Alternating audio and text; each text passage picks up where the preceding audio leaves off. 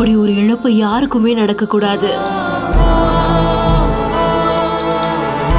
7 வயது மகனின் சடலத்தை கையில் ஏந்தி கதறி அழுத பெற்றோர். அந்த லாரி டிரைவரை முதல்ல இங்க வர சொல்லுங்கன்னு கோரிக்கை ஒரு பக்கம் வழுக்க, நாங்க பாத்துக்கிறோம், முதல்ல எழுந்திருச்சு வாங்கன்னு மன்றாடிய மக்கள்.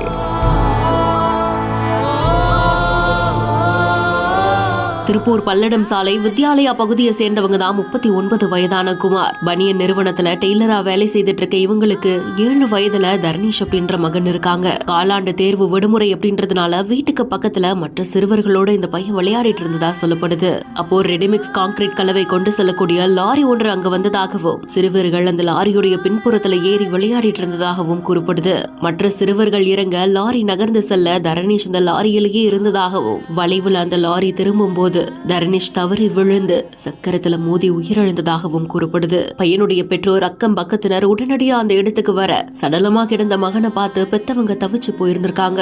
சம்பவ இடத்துக்கு காவல்துறையினரும் உடனடியா வருகை தர, பையனோட உடலை ஸ்ட்ரெச்சர்ல வைங்க, மருத்துவமனைக்கு எடுத்துட்டு போலாம், நிச்சயமா நடவடிக்கை எடுக்கலாம் அப்படின்னு உறுதி அளிச்சிருக்காங்க. இது தொடர்ந்து சம்பவம் குறித்து போலீசார் வழக்கு பதிவு செய்து விசாரணையும் மேற்கொண்டுட்டு இருக்காங்க. உண்மையிலே விபத்து எதனால நடந்தது, லாரியை ஓட்டிய டிரைவர் யாருன்னு தீவிர விசாரணை நடந்துட்டு இருக்கு.